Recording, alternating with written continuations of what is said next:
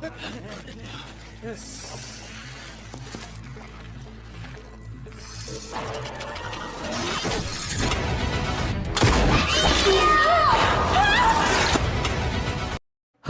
selamat datang di channel Merangkum Film. Di video kali ini gue akan menceritakan film berjudul The Sniper tahun 2021. Oke, let's go untuk alur ceritanya. Pada episode kali ini, Mehmet akan ngebahas sebuah film seru yang menceritakan tentang seorang anak kecil yatim piatu yang tumbuh menjadi seorang sniper handal. Bagaimana kisah perjalanan hidupnya? Untuk itu tak usah berlama-lama, langsung saja kita teriakan bersama-sama. Skoy, brother! Film pun dibuka dengan adegan seorang anak kecil yang sedang melamun di balik pagar kawat. Kita akan pergi ke sebuah markas organisasi kriminal, di mana organisasi ini sudah belasan tahun memperjualbelikan organ tubuh manusia, terutama organ tubuh anak-anak. Ternyata aktivitas ilegal mereka pun sudah tercium oleh aparat. Kini, para petugas keamanan telah mengepung tempat itu dengan target operasi penangkapan terhadap Song Pak yang merupakan bos bisnis haram ini. Ini dia orangnya. Jin Ming yang merupakan ketua regu petugas keamanan ini sangat terkesan dengan seorang anak kecil yang dapat melihatnya dari jarak jauh meski hanya dengan menggunakan botol bekas caos. Jin Ming pun mendapat informasi tentang target yang akan tiba di TKP sekitar 5 menitan lagi. Tapi Jin Ming malah fokus pada seorang anak kecil yang diseret dan pastinya akan dijadikan korban selanjutnya, yaitu praktek jual beli organ tubuh. Akhirnya Jin Ming pun lebih memilih menyelamatkan anak kecil tadi daripada menembak si Song Pak yang merupakan bos kriminal. Suara tembakan itu akhirnya memancing kedua kubu untuk saling baku tembak.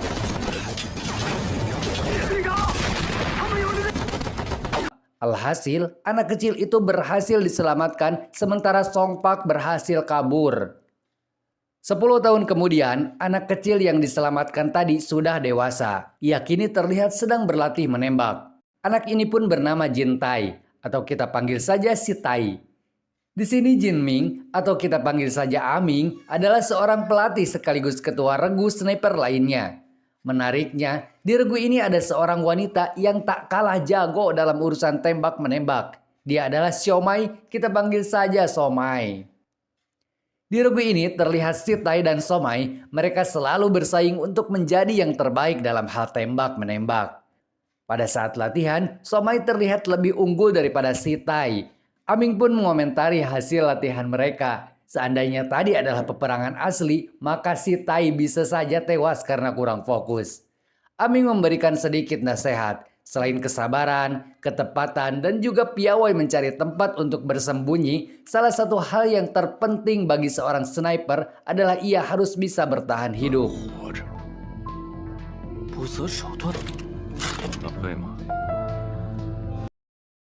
Aming pun menyuruh Si Tai untuk mengantar pulang Somai yang sudah mabuk berat akibat minum ciu terlalu banyak. Namun Somai menolak dan tidak mau menerima bantuan dari Si Tai. Keesokan harinya, mereka semua kembali berlatih dan hanya 2 orang yang akan dipilih untuk masuk ke tim inti menjadi anggota keamanan tim sniper. Di sini, Aming merasa bangga karena Si Tai dan Somai lah yang berhasil terpilih untuk ikut bergabung ke tim sniper. Tibalah saatnya operasi penangkapan Song Pak dilaksanakan. Terlihat Somai yang kecewa karena dia tidak ikut sertakan dalam misi ini. Sedangkan Si Tai dipilih dan bahkan menjadi pemimpin operasi sweeping ini. Kapten Wong sempat pesimis karena dia sudah 7 kali melakukan operasi penangkapan Song Pak dan semua operasinya belum pernah berhasil. Dia juga mencurigai adanya mata-mata di dalam timnya, sehingga setiap operasi yang dilakukan selalu saja bocor. Persis seperti kejadian-kejadian sebelumnya, operasi kali ini pun sepertinya sudah bocor dan banyak anggota yang gugur. Sehingga Aming pun menyuruh Si Tai untuk mundur. Terlihat seorang yang bertingkah mencurigakan. Ia sedang berusaha mematikan sinyal komunikasi antara Si Tai dan tim. Kembali ke Si Tai yang nekat maju sendirian meskipun anak buahnya banyak yang tewas. Keputusan Si Tai itu pun membuat Aming khawatir dan menyuruh Somai mempersiapkan tim kedua untuk membantu Si Tai. Namun, di sini Kapten Wong melarang keberangkatan Somai sebelum ia mengetahui orang yang berkhianat di dalam timnya. Tak lama kemudian sinyal pun kembali normal dan bisa kembali menangkap siaran langsung Sitai. Kapten Wong, Aming dan semua tim pun terkejut karena Sitai mampu menghabisi semua musuh sendirian. Dengan pedenya, Sitai memutar ulang kejadian baku tembak dirinya dengan musuh yang sempat tidak terlihat akibasinya yang disabotase. Namun, dalam baku tembak itu, orang yang menjadi target buruannya yaitu Song Pak tidak ada di tempat.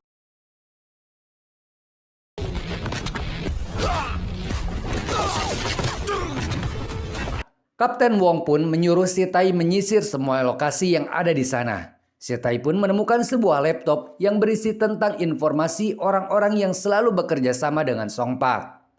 Dan betapa terkejutnya ia karena salah satu dari orang itu ialah Aming. Aming pun berusaha menjelaskan bahwa ia tidak seperti yang mereka bayangkan. Kapten Wong yang merasa dikhianati, ia menyuruh timnya untuk menangkap Aming. Dari kejauhan, Acoy mengeluarkan pistol untuk membunuh Aming. Namun beruntungnya, Somai dengan cepat menembak Acoy sehingga terjadi baku tembak.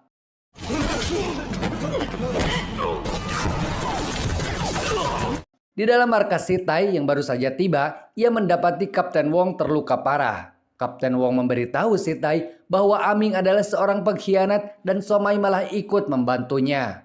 Tak lama kemudian Aming pun muncul dan menodong Sitai dari belakang. Namun Sitai berhasil mengelak sehingga terjadi pertarungan. Mereka pun sepakat untuk meletakkan senjata, namun tiba-tiba Somai datang dan kembali terjadi baku tembak dan baku hantam. Di sini Aming mencoba melerai keduanya namun malah tertembak. Song Pak yang baru saja datang, ia pun menyuruh anak buahnya untuk meledakkan markas sniper, di mana di sana terlihat masih ada Aming, Somai dan juga Sitai. 8 tahun kemudian, Sitai yang selamat dari tragedi ledakan itu, kini ia menjadi seorang pemabuk dengan tampilan yang kulehe seperti orang gembel. Sialnya lagi, dia malah digebukin gara-gara seorang bocah nakal yang maling uang kas RW dan mengaku kalau Sitai adalah ayahnya. Tak lama kemudian, Sitai pun bangun dan membawa bocah itu menemui ibunya yang ternyata seorang biduan. Wanita ini pun bernama Min. Tanpa rasa malu, ia pun menawarkan tubuhnya sebagai pengganti uang yang telah dicuri anaknya tersebut. Namun Sitai menolak dan malah membawa kembali bocah nakal itu untuk dia pekerjakan di tempatnya.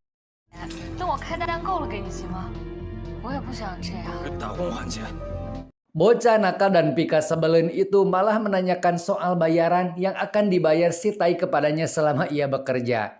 Sitai yang masih ngahulang akibat menolak tawaran mesum pun hanya diam saja. Dan menyuruh tidur si bocah karena besok jam 8 pagi ia harus bangun untuk mulai bekerja. Keesokan harinya mereka berdua pergi mencari barang-barang rongsokan untuk dibetulkan kembali. Bocah nakal yang bernama Boy ini melihat sebuah spanduk donor darah dengan bayaran yang cukup besar dan sepertinya dia berminat. Di rumah, Boy mulai terbiasa dengan pekerjaannya. Di sini, terlihat perhatian Sitai yang menyuruh si Boy untuk tidak melupakan kewajibannya sebagai anak kecil yaitu belajar. Keesokan harinya, Min pun datang untuk menjenguk si Boy. Dan betapa terkejutnya dia ketika melihat anaknya itu belajar. Satu hal yang tidak pernah dilihatnya ketika si Boy berada di rumah. Boy pun memaksa ibunya untuk membuka kacamatanya karena dia merasa curiga kok kacamata ibunya tidak dilepas-lepas. Ternyata benar saja matanya lebam akibat mendapat kekerasan dari salah satu pelanggannya. Boy pun meminjam uang kepada Sitai untuk biaya hidup ibunya selama 2 hari. Setelah dikasih uang, Min pun membawakan makanan berupa cilok goang untuk Sitai makan sebagai rasa terima kasih karena Sitai telah mengajari si Boy menulis dan membaca. Min juga bercerita kalau sebenarnya si Boy adalah keponakannya. Kakaknya yang merupakan ibu kandung si Boy kecanduan narkoba dan akhirnya bunuh diri karena tidak sanggup bayar hutang. Sejak saat itu, Min pun terpaksa kerja apa saja termasuk jadi biduan untuk membayar utang-utang kakaknya dan membesarkan si Boy. Boy yang sedang fokus belajar pun tiba-tiba pensilnya terjatuh. Sementara itu, Min pun pamit pulang setelah panjang lebar bercerita tentang asal-usul si Boy. Kembali ke si Boy yang menemukan sebuah peti rahasia setelah tadi dia mencari pensilnya yang jatuh. Dia melihat peralatan tempur yang komplit di dalam peti itu. Si Boy mengira kalau si Tai ini adalah seorang pembunuh bayaran yang insaf. Mendengar pertanyaan si Boy, si Tai hanya diam saja dan malah menyuruhnya untuk segera tidur. Saking merasa bersalahnya si Tai pada Aming, ia selalu bermimpi tentang Aming dan hanya dengan mabok ciulah pikirannya bisa tenang. Aming sendiri ternyata ia masih hidup dan kini dialah yang mengambil alih bisnis si Song Pang. Begitupun dengan Somai yang terus menjadi ajudan setia Aming. Kali ini si Somai memiliki misi untuk membunuh saingan bisnisnya si Aming. Terlihat Somai sedang memberitahu Aming bahwa dia sudah menemukan orang yang cocok dengan golongan darahnya. Di sini diceritakan kalau Aming ini memiliki masalah dengan jantungnya setelah terkena tembakan dari si Tai 8 tahun yang lalu. Film pun kemudian beralih ke 8 tahun silam ketika Dr. Qin menyelamatkan Aming dari kematian. Dari sana juga Somai baru mengetahui kalau ternyata Aming benar-benar seorang pengkhianat dan merupakan kaki tangan si Song Pak. Merasa marah dan kecewa, Somai pun sempat ingin membunuh Aming. Namun ia teringat ketika Aming menyelamatkan nyawanya ketika dia masih kecil. Somai kemudian melampiaskan kemarahannya pada Song Pak dan anak buahnya. Meskipun dia sendiri harus terluka karena menyelamatkan Aming. Beruntung Aceng keburu datang dan membunuh semua anak buah si Song Pak. Di sini Dr. Kim memberitahu Somai tentang kerusakan jantung yang dialami Aming. Dia harus mengganti jantungnya setiap 3 atau 5 tahun sekali jika dia ingin terus hidup. Namun masalahnya, golongan darah Aming juga termasuk langka, yakni golongan darah BRH negatif. Kembali ke si Tai yang baru bangun tidur dan mencari si Boy yang sudah tidak ada lagi di tempat tidur. Tiba-tiba si Boy datang sambil membawa makanan dan minuman berikut uang yang banyak.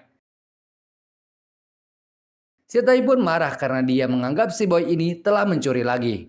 Si Tai akhirnya mengusir ia dari rumah dan menyuruhnya untuk tidak kembali lagi. Namun tak lama berselang, si Tai merasa menyesal sudah marah-marah dan kembali mencari si Boy. Ketika sudah ketemu, apesnya si Boy malah diculik oleh si Aceng dan gerombolannya. Si Tai mencoba mengejar, namun tak berhasil karena si Aceng menembakinya. Si Tai pun kembali melihat spanduk donor darah awal, lantas ia pun teringat ketika itu si Boy sepertinya berminat untuk ambil bagian dalam donor darah ini. Si Tai pun kemudian masuk untuk memastikan apakah si Boy benar-benar mendonorkan darahnya demi mendapatkan uang. Setelah diperiksa, ternyata benar bahwa si Boy telah mendonorkan darahnya tadi pagi. Kemudian si Tai memaksa seorang dokter untuk mengatakan di mana biasanya orang-orang organisasi kemanusiaan mengambil organ manusia. Si dokter pun memberikan sebuah alamat dan si Tai pun langsung menuju ke alamat itu. Dengan berpura-pura menjadi karyawan, si Tai bisa leluasa masuk ke tempat yang berkedok sebagai restoran ini. Si Tai pun masuk ke ruangan mayat dan berharap dia tidak menemukan si Boy di ruangan itu.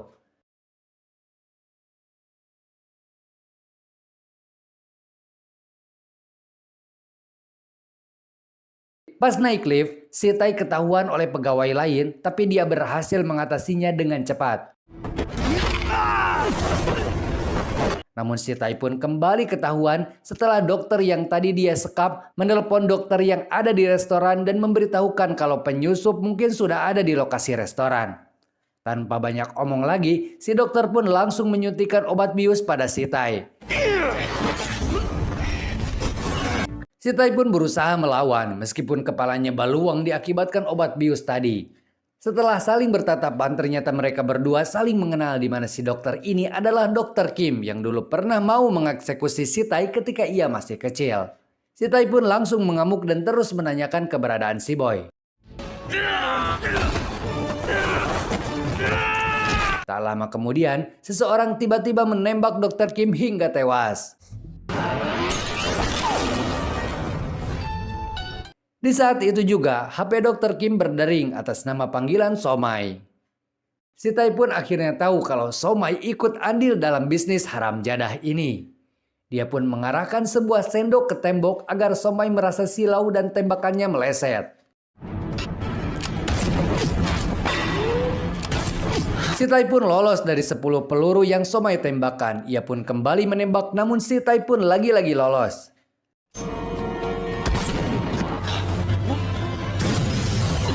Si Tai pun masuk ke sebuah ruangan dan dikepung oleh para anak buah Aceng.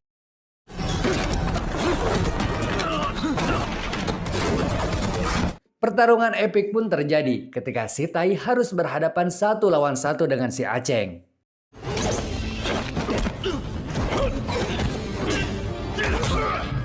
Di tengah pertarungan itu, akhirnya si Tai pun harus terjatuh sambil mencuri sebuah kalung emas milik si Aceng.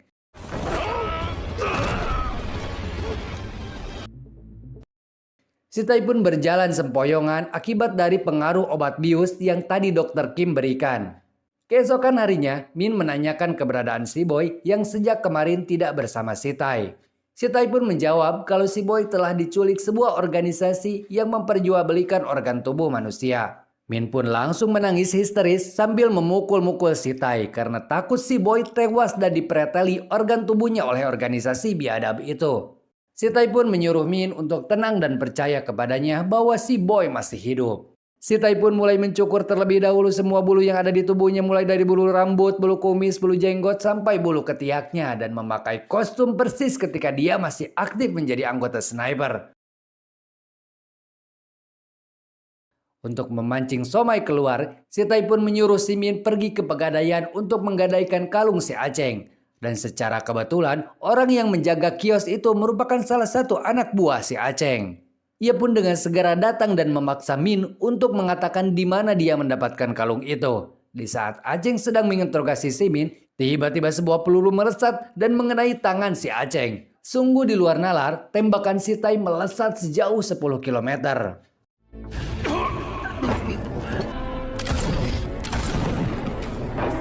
Sempat terjadi baku tembak, namun pada akhirnya Aceng pun berhasil ditawan. Kemudian si Tai menyuruh Aceng untuk membawanya ke tempat persembunyiannya.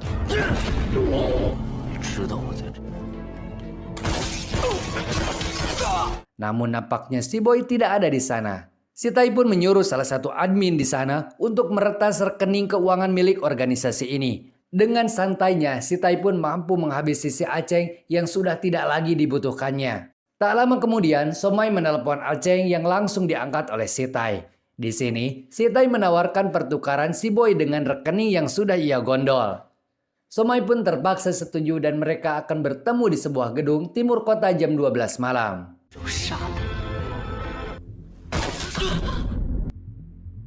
Singkat cerita, malam pun tiba. Somai bersiap membidik si Tai dari atas gedung. Namun dia kecewa karena yang datang bukanlah si Tai melainkan Min. Somai sempat menembakkan pelurunya ke bawah sebagai peringatan agar si Tai segera keluar.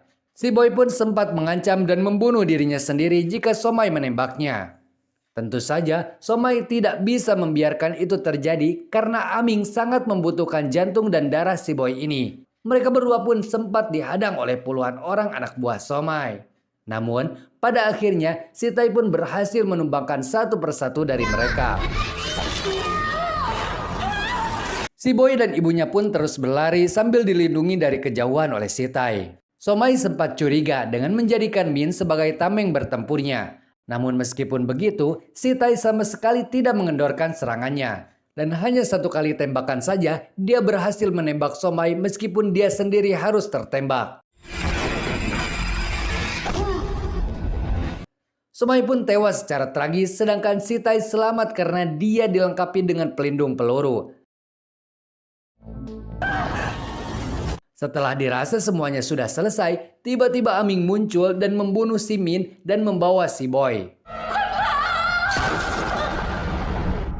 Di sini si Tai baru mengetahui kalau ternyata si Aming masih hidup dan menjalankan bisnis kotor itu. Terlihat Aming sedang bersiap untuk melakukan operasi. Namun, tiba-tiba suara tembakan terdengar dan beberapa kali mengenai kaca anti peluru.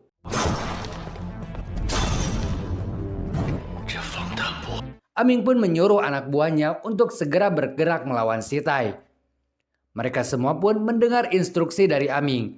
Namun, akibat jam terbang masih sedikit dan belum berpengalaman, mereka semua tidak bisa menandingi dan untuk pertama kali dalam 8 tahun terakhir, akhirnya si Tai harus berhadapan langsung dengan gurunya.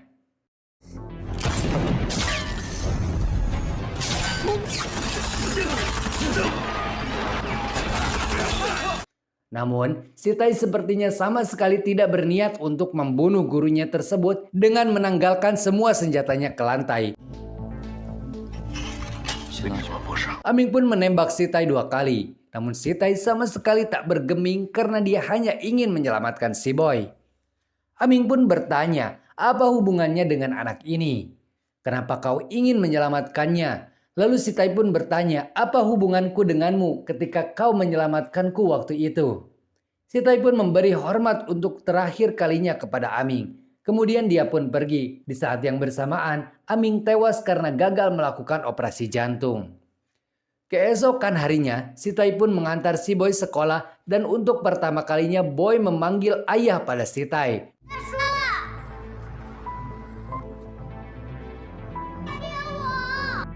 Dan film pun akhirnya tamat. Pesan yang bisa diambil dari film ini, sepandai-pandainya seorang menyembunyikan sebuah pengkhianatan, pasti akhirnya akan ketahuan juga. Berkhianat adalah suatu sifat yang tercela dan tidak dibenarkan dalam agama manapun. Oke, terima kasih untuk kalian yang sudah menonton video ini sampai selesai. Sampai bertemu di episode selanjutnya, kita teriakan bersama-sama, Skoy Brother!